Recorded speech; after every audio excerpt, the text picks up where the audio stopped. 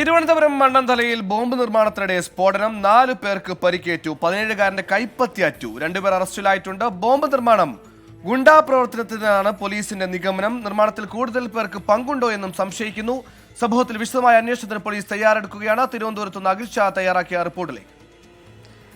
സുഹിൽ, ഇന്ന് വൈകിട്ട് 3:30 തിരുവനന്തപുരം മണ്ണന്തലയ്ക്ക് സമീപം ഒരു കുന്നിന് മുകളിൽ ഇത്തരത്തിലൊരു സംഭവം നടക്കുന്നത്. 3:30 ഇവിടെ നിന്നൊരു വലിയ ഒരു ശബ്ദം കേട്ടതിനെ തുടർന്നാണ് നാട്ടുകാർ ഉൾപ്പെടെയുള്ളവർ ഇങ്ങോട്ടേക്ക് എത്തുകയും എന്താണ് സംഭവം എന്ന് അന്വേഷിക്കുകയും ചെയ്യുന്നത്. അതിന് പിന്നാലെയാണ് ഇവിടെ ഒരു അപകടം നടന്നതായും അതൊരു നാടൻ ബോംബാണ് പൊട്ടിത്തെറിച്ചതെന്നുള്ള കാര്യവും മനസ്സിലാക്കുന്നത്. നമ്മളിപ്പോൾ ഈ ദൃശ്യങ്ങളിൽ കാണുന്ന ആ മരത്തിന് ചുവടിലാണ് ഇത്തരത്തിൽ 4 യുവാക്കൾ അവിടെ ഈ നാടൻ ബോംബ് നിർമ്മാണവുമായി മുന്നോട്ട് പോയിക്കൊണ്ടിരിക്കുന്നത്. ആ സാഹചര്യത്തിലാണ് ഇത്തരത്തിൽ ബോംബ് പൊട്ടുന്നൊരു സാഹചര്യം വരുന്നത്. നമുക്ക് അകത്തേക്ക് കയറാൻ കഴിയുന്നൊരു സാഹചര്യമില്ല. കാര്യം പോലീസ് അതിനകത്തേക്കുള്ള പ്രവേശനം ഇപ്പോൾ നിരോധിച്ചിട്ടുണ്ട്. നമുക്ക് നേരത്തെ അറിയുന്നത് പോലെ തന്നെ ഇവർ 3 പേരും, അതായത് ഈ 4 പേരും ഈ എക്സ്പ്ലോസീവ് ആക്ട് പ്രകാരമുള്ള കേസുകളിൽ പ്രതികളാണ്. അത് ഒരു സ്റ്റേഷനിലല്ല, പല സ്റ്റേഷനുകളിൽ, നെടുമങ്ങാട്, വട്ടപ്പാറ, അതുപോലെ തന്നെ മണ്ണന്തല ഉൾപ്പെടെയുള്ള സ്റ്റേഷനുകളിൽ, വഞ്ചിയൂർ ഉൾപ്പെടെയുള്ള കേസുകളിൽ പ്രതികളാണെന്നുള്ളതാണ് ഏറ്റവും പ്രധാനപ്പെട്ട കാര്യം.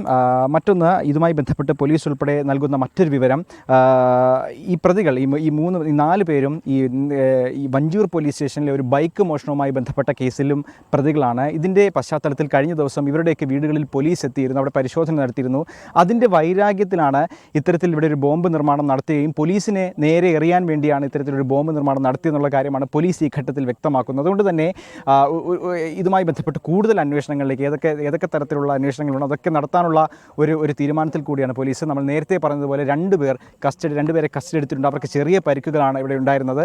ആ 2 പേരെ, ശരത്തും കിരണും എന്ന 2 പേരെ പോലീസ് ഇപ്പോൾ കസ്റ്റഡി എടുത്തിട്ടുണ്ട്. ഇവരെ വിശദമായി ചോദ്യം ചെയ്യും. പിന്നാലെ ഗുരുതരമായി പരിക്കേറ്റ മറ്റുള്ളവരെയും അവരുടെ ചികിത്സ കഴിയുന്ന മുറയ്ക്ക് അവരെയും വിശദമായി ചോദ്യം ചെയ്യാനുള്ള ഒരുക്കത്തിൽ കൂടിയാണ് പോലീസ്. സുഹൈൽ, ശരി. മാഫിയ പ്രവർത്തനത്തിന് സ്വയം പര്യാപ്തത കൈവരിക്കാൻ സ്വന്തമായ ബോംബ് നിർമ്മാണം, പക്ഷേ